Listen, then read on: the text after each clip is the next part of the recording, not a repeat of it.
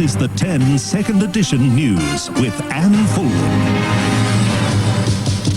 Good evening. Police on the New South Wales North Coast have charged a 13-year-old boy following a shooting at a high school sports day. 2 teachers and a 13-year-old girl were shot at the school in Coffs Harbour. The boy's father has also been charged. First to be shot on the school oval was a 39-year-old teacher, Paul Israel, critically wounded in the chest. Soon after, teacher Wayne Bailey, 38, was shot in the hand. Then 12-year-old student Louise Beattie, shot in the leg.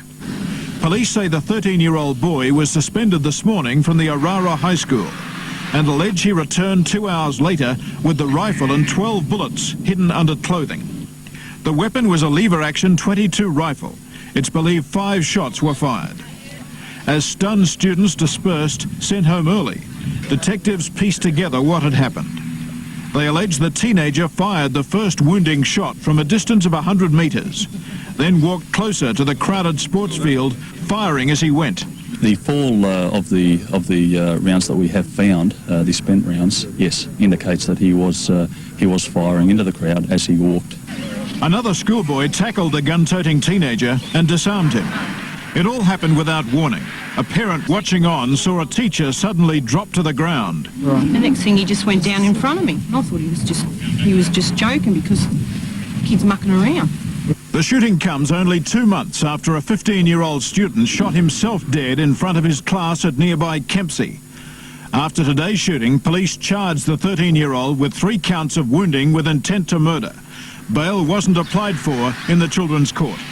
The boy's parents, said to be in shock, attended the police station. Coffs Harbour Hospital says teacher Paul Israel is critical and the other victims are in a satisfactory condition. Howard Saker, 10 Eyewitness News. Delayed for 4 days by the eruption of Mount Pinatubo, a Qantas flight has arrived in Sydney tonight after a brief stopover in Brisbane. The aircraft and its passengers were stranded when the volcano blanketed Manila with ash. Crammed to capacity with nearly 200 passengers, the Qantas 767 was the first international flight to flee Manila, a city struggling to kick off the ugly grey blanket of ash thrown over it by the Mount Pinatubo eruption. Other planes followed. Thousands of passengers still crowded at the airport couldn't wait to escape. People are fleeing by water too. US ships have come to help the evacuation. For those who have to stay, it'll be a long and agonising clean-up. Food and clean water are in short supply. It's a desperate situation now. We're just, finding, sometimes you may get 30 minutes worth of trickle of water out and you grab a bottle and you fill it up. In country areas, streams of refugees pour into makeshift camps. Violence has erupted from the physical and psychological pressures of the disaster. One man went mad with a knife, stabbing dozens of refugees. The volcanic cloud has reached as far as Cambodia and Vietnam.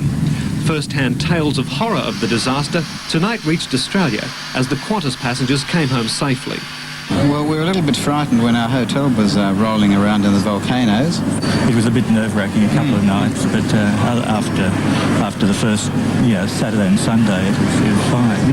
It was tragic because we have so many people, we have 100,000 people homeless. The people who were living around it, most definitely, they were very, very scared, very worried. They evacuated very quickly.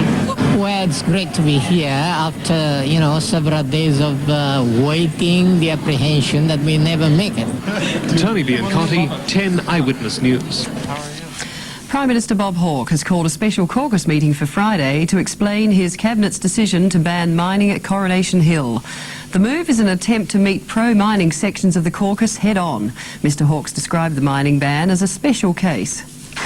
Bob Hawke was able to put divisive domestic issues behind him for a while as he welcomed international delegates to the Big Lions Convention in Brisbane. But the mining industry is screaming after Cabinet's ban on Coronation Hill. Clearly, the decision that the federal government has made is a further loss in confidence of the development approval process in Australia. At the post-Cabinet news conference, Mr Hawke made it clear it was the Jawoyn Aborigines' belief in Bulla that swung the decision. There is no doubt that they believe that to allow mining, Coronation Hill would be a desecration of their beliefs. The opposition won't have a bar of it. This person who thumbed his nose at his own Christian principles and bragged in his biography of his religious disbeliefs would now have us accept he is a born-again buller. Coronation Hill will now be proclaimed part of the Kakadu National Park, and World Heritage listing will be sought. Mr Hawke furiously denies he's paying the price for the left's support.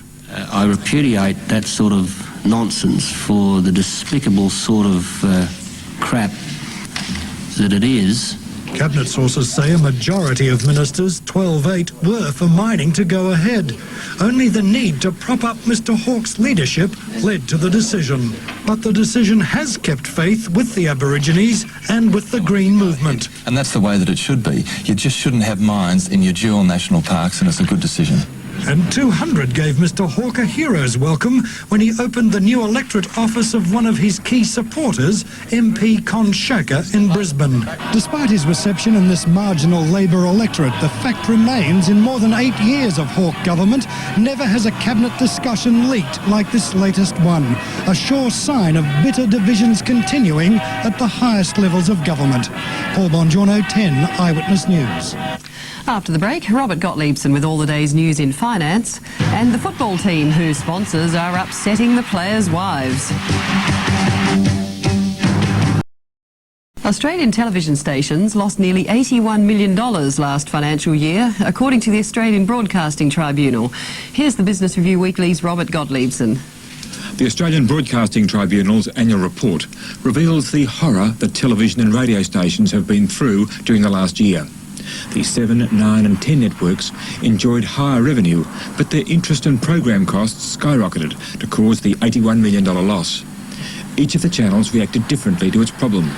9 has trimmed its costs and reorganised its equity structure. 7 has gone full bore for ratings, which is a costly process which must be matched by revenue. 10 has slashed its costs. While all 3 networks are doing better than last year, the Australian television industry will never be the same again. A similar shake-up is taking place in radio, where the 30 AM capital city stations increased their losses from $12 to $16 million. The profit of FM stations fell from $21 million to $10 million. Times have been tough for radio announcers. And times are also tough in Japan today, where the Japanese stock market, as measured by the Nikkei index, fell almost 700 points, or 3%, on fears of higher interest rates. Our market held reasonably well, with the All Ordinaries Index down only 4 points. There was a sharp fall in Coles Myer shares, but BHP held its ground, despite the likelihood that production at the Escondida copper mine in Chile will cease for between 2 and 4 weeks as a result of floods. The Australian dollar closed at 76.2 US cents. This is Robert Gottliebson. Thank you, Robert. Victorians are to pay an extra $4 a week each to help get the state out of the red. Worst hit in a 3-year plan announced by the state government are the motorists. Premier Joan Kirner delivered her 3-year plan, described as tough but visionary. Motorists will be hit with registration fees from September after 4 years without them, but by comparison they still pay much less than New South Wales motorists. Traffic fines also will rise to generate more income for the government, and electricity and water rates will go up.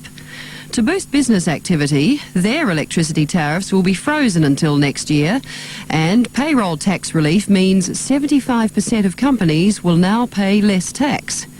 But cost-saving measures already bringing protests. 10,000 full-time public service jobs are to go.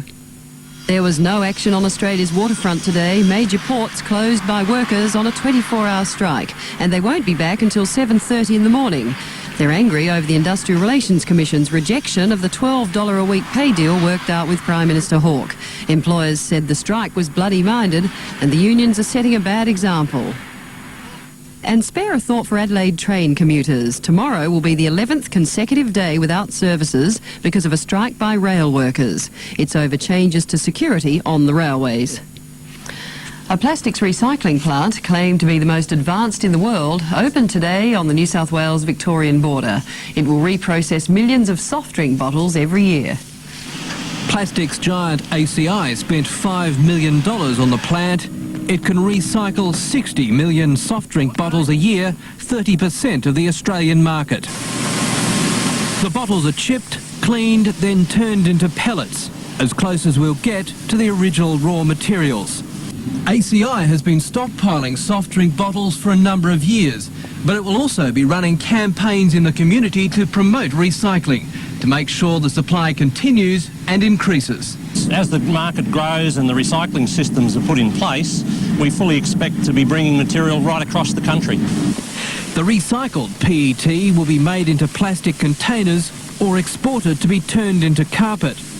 Critics, however, say the plant is a sham, just reprocessing plastic, which will eventually end up at the dump.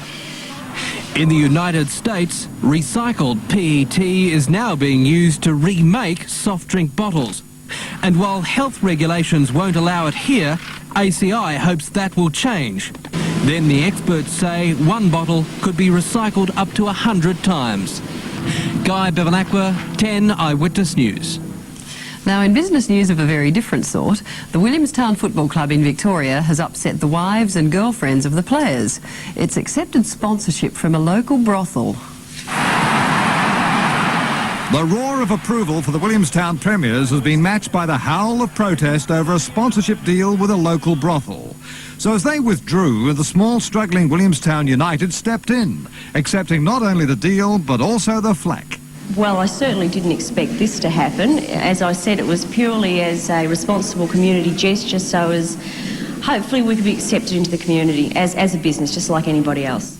Today, Sam Johnson was supervising final construction of her brothel, at the same time fending off concerns that some football wives may have about the club's new sponsor. It's the mistresses that take the men away from their wives, not the working girls. However, the league is in a dilemma, caught between the brothel and the bank. To allow the club to accept the much-needed money, they fear, would alienate half the membership. I don't know that many people would and will be prepared to accept it. We are quite prepared to go ahead with it because it's money. As far as we're concerned, it's money, and we need it very badly. The league executive meets next week. It's the executive that'll have the final say on whether prostitution is compatible with a premiership. Mal Walden, 10 Eyewitness News. It's a good story. Still to come, a bitter brawl between two former British Prime Ministers, and the profit from business in space goes up in smoke. As many as 300 people are feared dead after a mudslide north of the Chilean capital of Santiago. An entire hillside slum district was swept away. The torrent of mud and water flowed down the hillside surrounding the port city in the early hours of the morning, while many people were still asleep. Houses were flattened and cars were carried along, ending up embedded in 3 or 4 feet of mud. At daylight, people who'd lost all their possessions wandered the streets bewildered, searching for their loved ones. One woman said she tried to hold on to her son, but he was swept away by the current. Rescue work began almost immediately. Within hours, the Chilean government sent tons of medicines and food. More supplies will arrive over the next few days as the public responds to appeals for donations. It's been 50 years since there was a storm nearly as heavy in a city skirting the Atacama Desert, and nobody was prepared for it. Only days after being elected president of the Russian Republic, Boris Yeltsin's on a goodwill trip abroad. During his Washington visit, he'll tell George Bush and Congress the old Soviet system is history. Already, President Gorbachev and the representatives of 9 of the 15 republics have agreed on the final draft of a new union treaty. 6 republics would secede, the others opting for a new union with strong powers. Across the Atlantic, US Secretary of State James Baker has outlined his vision of a new world order. He's told a Berlin conference the Soviet Union and its former satellites would join a united Europe with close ties to North America. Also attending, the Soviet foreign minister, who'll talk arms reductions with Mr. Baker. 1-0 and lift off. And a setback for the commercial side of the US space program today. About 1.5 kilometres into the air, a Prospector rocket carrying scientific experiments veered off course. US Air Force flight controllers sensed danger and pressed the self-destruct button. They're now picking up the pieces off the coast of Florida, and the booster's been grounded indefinitely. There are bitter divisions in the British government over its policy on a united Europe. The argument's been reduced to a slagging match between 2 former Tory Prime Ministers, with Edward Heath accusing Margaret Thatcher of ignorance, lies and distortions. There's been no love lost between the two since she succeeded him as leader of the Conservative Party. But now Mr Heath has been unable to contain himself any longer, rocking the Tories with an angry response to Mrs Thatcher's criticism of the European community and her steadfast opposition to monetary union. We will not have a single currency imposed upon us for 700 years. Our Parliament has had control over our currency, our economic policy, our public expenditure, our tax.